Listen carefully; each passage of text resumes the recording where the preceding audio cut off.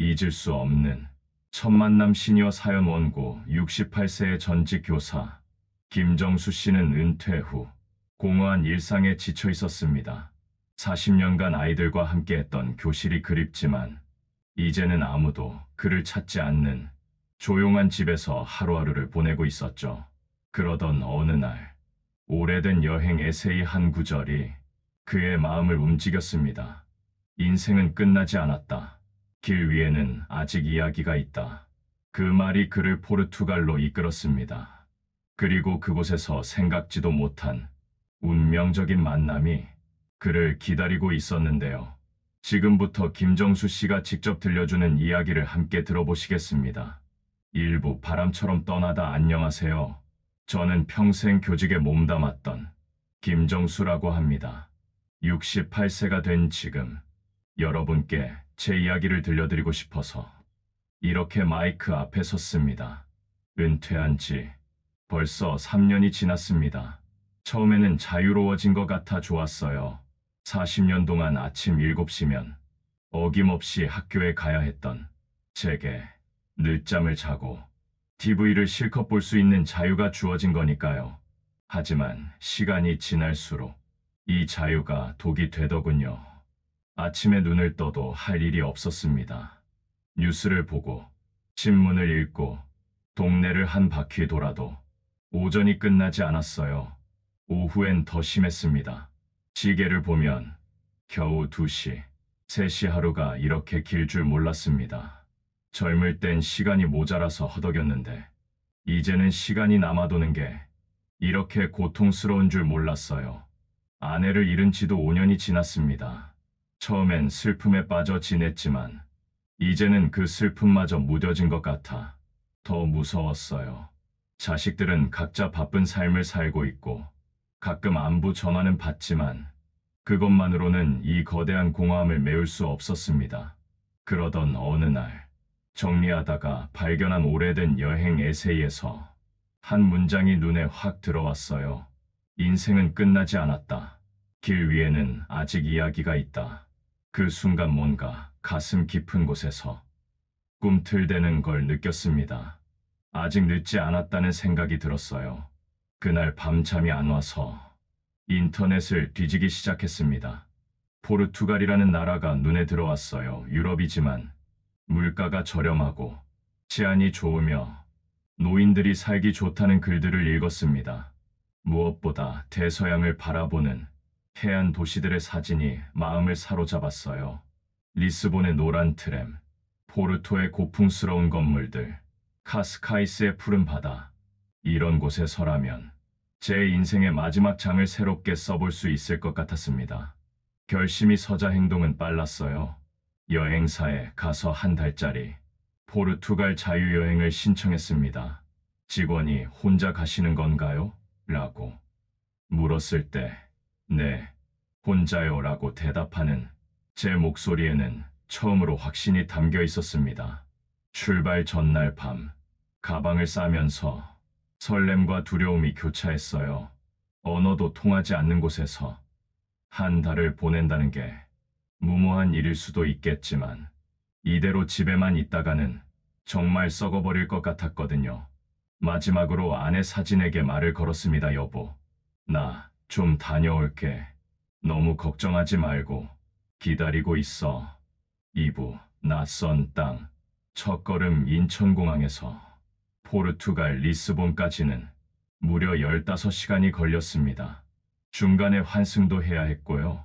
비행기에서 내릴 때쯤엔 온몸이 뻐근했지만 낯선 공항의 냄새, 들리지 않는 언어들이 주는 설렘이 피로를 날려버렸어요. 리스본 공항에서 숙소까지 가는 것부터가 모험이었습니다. 미리 준비한 포르투갈어 회화책을 들고 택시 기사에게 주소를 보여줬는데 기사분이 뭐라 하는 말을 하나도 알아들을 수 없었어요. 다행히 몸짓과 지도로 소통해서 무사히 숙소에 도착할 수 있었습니다. 첫날 밤은 정말 막막했어요. 시차 적응도 안 되고 주변이 너무 조용해서 한국이 그리웠습니다.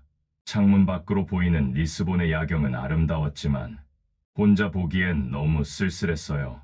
내가 뭘 하고 있는 건가 싶어서 후회도 들었습니다. 다음 날 아침 용기를 내서 밖으로 나갔어요. 리스본의 아침 공기는 상쾌했습니다. 바다에서 불어오는 바람에 소금기가 살짝 섞여 있고 어디선가 가꾸운 빵 냄새가 풍겨왔어요. 노란색 트램이 덜컹덜컹 지나가는 소리와 함께 도시가 깨어나고 있었습니다. 첫 번째 시련은 식사였어요. 호텔 근처 작은 레스토랑에 들어갔는데 메뉴판이 전부 포르투갈어였습니다. 그림도 없고 영어도 거의 없었어요. 한참을 끙끙대며 메뉴판을 들여다보고 있으니까 젊은 여자 웨이트리스가 다가왔어요. 이게 무슨 요리지? 제가 중얼거리자 그녀가 미소를 지으며 말했습니다. Don't worry, sir. I will recommend for you. 그녀는 메뉴판을 가리키며 뭔가를 설명해 주었는데 절반은 못 알아듣겠지만 친절한 마음이 고스란히 전해졌어요. 결국 그녀가 추천한 요리를 시켰는데 바칼라오데구 요리라는 포르투갈 전통 음식이었습니다. 생각보다 맛있더군요. 그 작은 친절이 저에게는 큰 의미였습니다. 낯선 땅에서 받은 첫 번째 따뜻한 미소였거든요. 언어는 통하지 않아도 사람의 마음은 통한다는 걸 느꼈습니다. 그날 이후로 조금씩 용기가 생겼어요. 몸짓과 표정만으로도 충분히 소통할 수 있다는 자신감이 생겼습니다. 며칠 동안 리스본을 돌아다니며 조금씩 적응해 갔어요. 베렘탑에 가서 대서양을 바라보고 로시오 광장에서 사람들을 구경하고 알파마 지구의 골목길을 헤맸습니다. 혼자였지만 외롭지 않았어요. 모든 것이 새롭고 신기했거든요.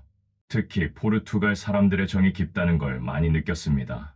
길을 잃어 헤매고 있으면 누군가 다가와서 도와주고 카페에서 혼자 앉아 있으면 주인 아주머니가 말을 걸어주곤 했어요. 비록 대화는 어색했지만 그들의 따뜻한 마음이 외국인인 저를 편안하게 만들어 주었습니다. 3부 운명의 만남, 리스본에서 일주일을 보낸 후 조금 더 조용한 곳으로 가고 싶어서 카스카이스라는 해안 마을로 이동했습니다.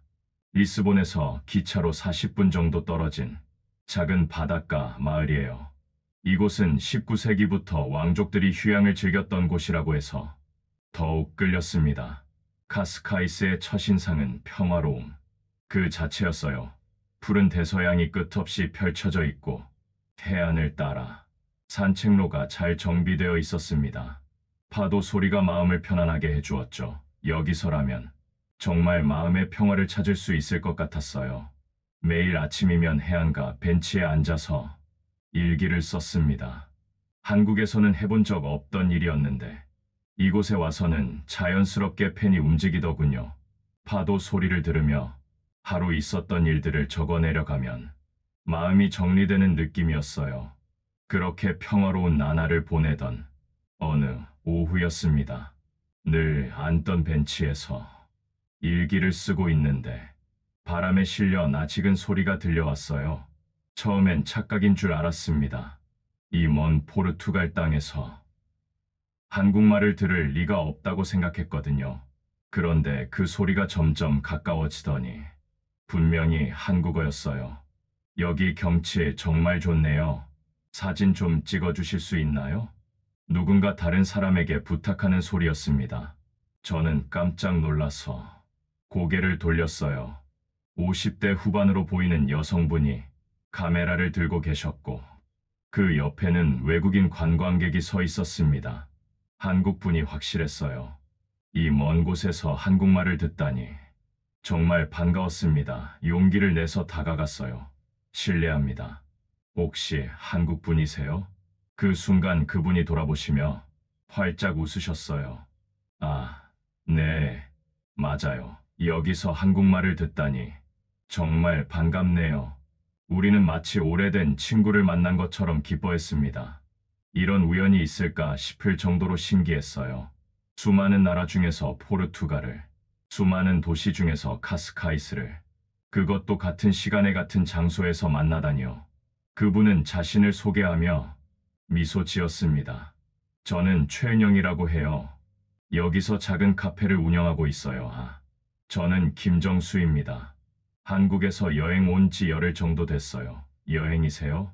혼자 오신 건가요? 네, 혼자요. 은퇴 후에 새로운 경험을 해보고 싶어서요. 그렇게 우리의 첫 대화가 시작됐습니다. 바닷가 벤치에 나란히 앉아 이야기를 나누는데 불과 몇 분 전까지 모르는 사이였다는 게 믿어지지 않을 정도로 자연스러웠어요. 같은 언어, 같은 문화를 가진 사람을 만난다는 건 이렇게 반가운 일이구나 하는 생각이 들었습니다. 사부 첫 대화의 설렘, 은영 씨와의 첫 대화는 마치 오래된 친구와 하는 것 같았어요. 서로의 이야기를 주고받는데 어색함보다는 편안함이 먼저 찾아왔습니다. 카페를 운영하신다고 하셨는데 어떻게 이곳에 정착하게 되신 거예요? 제가 궁금해서 물어봤습니다. 은영 씨는 잠깐 바다를 바라보더니 천천히 대답하셨어요. 남편을 잃고 나서 너무 힘들었어요. 서울에서 함께 작은 식당을 운영했는데 남편이 갑자기 세상을 떠나고 나니까 모든 게 의미가 없더라고요. 그 말을 들으니 마음이 아팠습니다. 저도 아내를 잃은 아픔을 알고 있으니까요. 많이 힘드셨겠어요. 네, 정말 힘들었어요. 아침에 눈을 떠도 하루를 어떻게 보내야 할지 모르겠더라고요. 그러다가 우연히 포르투갈 여행 프로그램을 보게 됐는데 이곳의 바다가 너무 평화로워 보이는 거예요. 그래서 처음에는 여행으로 왔는데 그러다가 아예 정착하게 되신 거군요. 네, 여행 중에 지금 카페 자리를 보게 됐는데 마음에 확 와닿았어요. 현지인 할아버지가 문 닫으려던 작은 카페였거든요. 그분이 저를 보더니 당신이 이곳을 맡아달라고 하시는 거예요. 운명이라는 생각이 들었어요. 은영 씨의 이야기를 들으면서 저와 비슷한 아픔을 겪으신 분이구나 하는 생각이 들었습니다. 상실감, 외로움, 새로운 시작에 대한 갈망 우리에게는 공통점이 많았어요. 저도 비슷해요. 아내를 잃고 은퇴하고 나니까 정말 길을 잃은 기분이었어요. 그러다가 무작정 여행을 떠나게 됐고요. 그런 마음 저도 잘 알겠어요. 익숙한 모든 것을 잃고 나니까 낯선 곳에서 새로 시작하는 게 오히려 편하더라고요. 우리는 서로의 상처를 이해하고 있었습니다. 말하지 않아도 알 수 있는 그런 아픔을 공유하고 있었어요. 그래서인지 대화가 더욱 깊어졌습니다. 혹시 시간 되시면 제 카페에 한번 오세요. 한국 음식도 조금 해요. 이 먼 곳에서 한국 사람 만나기도 쉽지 않은데 인연인 것 같아요. 정말요? 그럼 꼭 가겠습니다. 한국 음식이 정말 그리웠거든요. 우리는 연락처를 교환했습니다. 스마트폰에 은영 씨라고 이름을 저장하면서 왠지 모르게 설레는 마음이 들었어요. 이런 감정을 느낀 지가 언제였는지 기억도 안 날 정도였습니다. 헤어지기 전에 은영 씨가 말씀하셨어요. 여기 석양이 정말 아름다워요. 내일 저녁에 시간 있으시면 함께 보실래요? 그 제안이 얼마나 반가웠는지 몰라요. 네, 좋습니다. 꼭 오겠습니다. 그날 밤 숙소로 돌아와서도 계속 은영 씨 생각이 났어요. 오랜만에 누군가와 마음을 터놓고 이야기했다는 기쁨, 그리고 내일 또 만날 수 있다는 기대감이 마음을 설레게 했습니다. 이런 감정을 느낄 줄 몰랐어요. 나이가 들어도 가슴이 이렇게 뛸 수 있구나 하고 새삼 놀랐습니다. 오부 낯선 곳에서 피어난 친근함. 다음 날, 은영 씨의 카페를 찾아갔습니다. 해안가에서 걸어서 10분 정도 떨어진 조용한 골목에 있는 아담한 카페였어요. 카페스오이라는 간판이 눈에 들어왔는데 한글로 서울 카페라고도 써 있더군요. 이국 땅에서 한글을 보니 얼마나 반가웠는지 모릅니다. 문을 열고 들어서자 은영 씨가 환하게 웃으며 맞아주셨어요. 어서 오세요. 한국에서 오신 첫 손님이에요. 카페 안은 한국적인 정취와 포르투갈의 정감이 어우러져 있었습니다.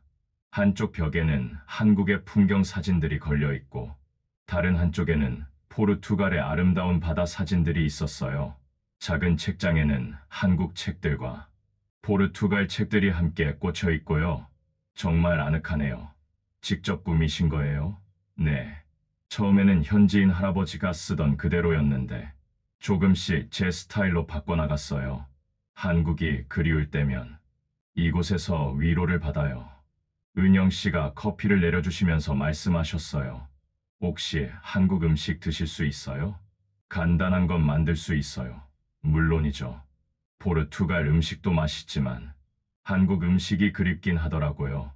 그러자 은영 씨가 부엌으로 들어가시더니 뭔가를 가져오셨어요. 작은 통에서 김치를 꺼내시는 거예요. 김치가 너무 먹고 싶어서 직접 담갔어요. 여기서 배추 구하기가 쉽지 않은데 다행히 아시안 마켓에서 찾았거든요. 김치를 한 젓가락 먹어보니 정말 깔끔하고 맛있었어요. 와, 정말 맛있네요. 한국에서 먹던 김치 맛 그대로예요. 저도 가방에서 뭔가를 꺼냈어요. 저도 하나 가져온 게 있어요. 작은 통에 든 고추장을 보여드렸죠. 역시 고추장 없으면 안 되더라고요. 은영 씨가 크게 웃으셨어요. 하하. 정말 한국 사람은 못 말리네요. 저도 여기 와서 고추장 없어서 정말 힘들었어요. 지금은 인터넷으로 주문해서 받아요. 우리는 김치와 고추장 이야기로 한참 웃었어요. 멀리 떨어진 이국 땅에서도 우리 몸 안에는 한국의 맛과 향이 그대로 살아 있었습니다. 그 공통된 그리움이 우리를 더욱 가깝게 만들었죠. 여기 와서 가장 그리운 게 뭐예요? 제가 물어봤습니다. 김치찌개 끓는 냄새요. 그리고 동네 아주머니들이랑 수다 떠는 것? 여기 사람들은 친절하지만 역시 언어의 벽이 있잖아요. 저도 그래요. 한국에서는 아무 생각 없이 살았는데 이곳에 와서 보니 우리만의 정서가 있더라고요. 은영 씨가 간단한 점심을 해주셨어요. 달걀 프라이와 김치볶음밥이었는데 정말 오랜만에 먹어보는 집밥 맛이었습니다. 우와, 이거 완전 한국 맛이에요. 그죠? 여기 와서 한국 음식 만들어 먹으면서 위로를 많이 받았어요. 음식에는 추억과 감정이 다 들어있는 것 같아요. 식사를 하면서 자연스럽게 더 많은 이야기를 나눴습니다. 은영 씨의 카페 운영 이야기, 포르투갈에 적응하는 과정, 현지인들과의 교류, 모든 이야기가 흥미로웠어요. 특히 혼자서 이 모든 일을 해내신 용기가 정말 대단하다고 생각했습니다. 육부 서로의 상처를 이해하다. 며칠 후 은영 씨와 더 깊은 이야기를 나누게 됐습니다. 카페 문을 닫은 후 바닷가를 함께 걸으면서였어요. 노을이 바다에 반사되어 반짝이는 모습이 너무 아름다웠습니다. 이런 풍경을 보면 남편 생각이 많이 나요. 은영 씨가 조용히 말씀하셨어요. 함께 봤으면 얼마나 좋았을까 하는 생각을 해요. 저도 마음이 먹먹해졌습니다. 저도 그래요. 아내가 이런 걸 좋아했거든요. 바다 보는 걸 얼마나 되셨어요? 혼자 되신 지 5년 됐어요. 처음엔 정말 살 것 같지 않았는데 시간이 지나니까 슬픔보다는 그냥 공허함이 더 커지더라고요. 은영 씨가 고개를 끄덕이셨어요. 맞아요. 슬픔은 시간이 지나면 조금 무뎌지는데 공허함은 더 커져요. 특히 혼자 밥 먹을 때, 혼자 잠들 때 우리는 서로의 외로움을 누구보다 잘 이해하고 있었습니다. 같은 상처를 가진 사람끼리만 알 수 있는 그런 아픔을 공유하고 있었어요. 그래서 여기로 온 거예요. 서울에 있으면 모든 곳이 남편과의 추억이 있어서 새로운 곳에서 새롭게 시작하고 싶었어요. 용기가 정말 대단하세요. 저는 은퇴하고 나서 집에만 있었거든요. 아이들이 걱정할까봐 괜찮은 척만 했고, 아이들 있으시는군요. 부러워요. 저희는 아이가 없어서요. 그 말을 들으니 더욱 마음이 아팠습니다. 저는 그래도 자식들이 있어서 가끔이라도 연락이 오는데 은영 씨는 정말 혼자인 거구나 싶었어요. 정말 대단하세요. 혼자서 이 모든 걸 견뎌내시고 처음엔 힘들었어요. 언어도 안 통하고 문화도 달라서 하지만 이 카페가 저를 버티게 해줬어요. 매일 아침 문을 열고 손님들을 맞이하면서 살아있다는 걸 느꼈거든요. 은영 씨의 이야기를 들으면서 존경스러웠습니다. 저보다 훨씬 어려운 상황에서도 새로운 삶을 개척해 나가시는 모습이요. 저는 교직에 있을 때는 늘 아이들 곁에 있었어요. 그 아이들이 저를 필요로 한다는 느낌이 있었거든요. 그런데 은퇴하고 나니까 아무도 저를 필요로 하지 않는다는 생각이 들더라고요. 그런 마음 저도 잘 알겠어요. 남편이 있을 때는 누군가를 위해 밥을 하고 집을 정리하고 그런 일상이 의미가 있었는데 혼자가 되니까 모든 게 의미 없어 보이더라고요. 바닷바람이 불어와서 은영 씨의 머리카락을 살짝 날렸어요. 그 모습이 어쩐지 쓸쓸해 보였지만 동시에 강인해 보이기도 했습니다. 그래도 아직 늦지 않았잖아요. 이렇게 만나게 됐으니까요. 은영 씨가 조용히 말씀하셨어요. 그 말이 가슴 깊이 와닿았습니다. 아직 늦지 않았다. 제가 포르투갈에 오면서 생각했던 바로 그 말이었어요. 맞아요. 저도 그런 생각으로 여기 왔어요. 인생이 끝난 게 아니라 새로운 시작일 수도 있다는 생각으로요. 우리는 서로를 바라보며 미소 지었습니다. 같은 상처를 가지고 있지만 그 상처를 서로 위로해 줄 수 있는 사람을 만났다는 기쁨이 있었어요. 혼자서는 견디기 어려웠던 외로움이 이제는 둘이서 나눠 갖게 되었다는 느낌이었습니다. 내일도 시간 되시면 함께 산책할까요? 제가 조심스럽게 물어봤어요. 좋아요. 오랜만에 누군가와 이야기할 수 있어서 정말 좋아요. 그날 밤 숙소로 돌아와서 혼자 생각에 잠겼습니다. 은영 씨와의 대화를 통해 제 마음의 상처가 조금씩 아물어가는 걸 느꼈어요. 혼자만 외롭고 힘든 게 아니라는 것, 서로의 아픔을 이해하고 위로해 줄 수 있는 사람이 있다는 것, 그것만으로도 큰 위안이 되었습니다. 7부 다시 쓰는 인생의 노래, 포르투갈에 온 지 3주가 지났을 무렵 카스카이스에서 작은 축제가 열렸습니다. 여름 축제라고 하더군요. 은영 씨가 함께 가보실래요? 라고 제안해 주셔서 기꺼이 따라 나섰어요. 축제 현장은 정말 활기차고 아름다웠습니다. 바닷가, 광장에 작은 무대가 설치되어 있고 주변으로는 음식 부스들이 늘어서 있었어요. 현지 아이들이 뛰어다니고 어른들은 와인을 마시며 담소를 나누고 있었습니다. 무대에서는 포르투갈 전통 음악이 흘러나왔어요. 파두라는 음악이라고 은영 씨가 설명해 주셨는데 애절하면서도 아름다운 선율이 마음을 사로잡았습니다. 가사는 알아들을 수 없었지만 음악이 주는 감정은 충분히 전해졌어요. 파두는 포르투갈 사람들의 한이 담긴 음악이래요. 우리나라 트로트 같은 거죠. 은영 씨가 귓속말로 설명해 주셨어요. 그런가요? 정말 애절하긴 해요. 뭔가 그리움이 느껴져요. 우리는 무대 앞 벤치에 앉아서 음악을 들었습니다. 노을이 지는 하늘과 바다, 그리고 흘러나오는 음악이 어우러져서 마치 영화 속 한 장면 같았어요. 그런데 갑자기 음악이 바뀌더니 경쾌한 리듬이 흘러나왔습니다. 사람들이 하나둘 일어나서 춤을 추기 시작했어요. 남녀노소 할 것 없이 모두 자연스럽게 춤을 추는 모습이 너무 아름다웠습니다. 우와, 모두들 춤을 잘 춰요. 제가 감탄하자 은영 씨가 웃으셨어요. 포르투갈 사람들은 음악만 나오면 춤을 춰요. 나이가 몇 살이든 상관없이요. 그때 한 현지 아저씨가 우리에게 다가와서 춤을 추자고 손짓하더군요. 우리는 당황해서 손사래를 쳤지만 그 아저씨는 포기하지 않고 계속 권했어요. 저도 모르게 용기가 생겼습니다. 우리도 한번 춰볼까요? 은영 씨가 깜짝 놀라셨어요. 정말요? 이 나이에 춤이라니. 언제 또 이런 기회가 있겠어요? 여기 아무도 우리 모르잖아요. 저는 은영 씨에게 손을 내밀었습니다. 우리도 한번 춰볼까요? 은영 씨는 잠깐 망설이시더니 제 손을 잡으셨어요. 좋아요. 오랜만에 해봐요. 우리는 다른 사람들 사이로 들어가서 춤을 추기 시작했습니다. 서투르긴 했지만 음악에 몸을 맡기고 자유롭게 움직이니까 정말 기분이 좋았어요. 언제 마지막으로 이렇게 자유롭게 춤을 춰봤는지 기억도 안 날 정도였습니다.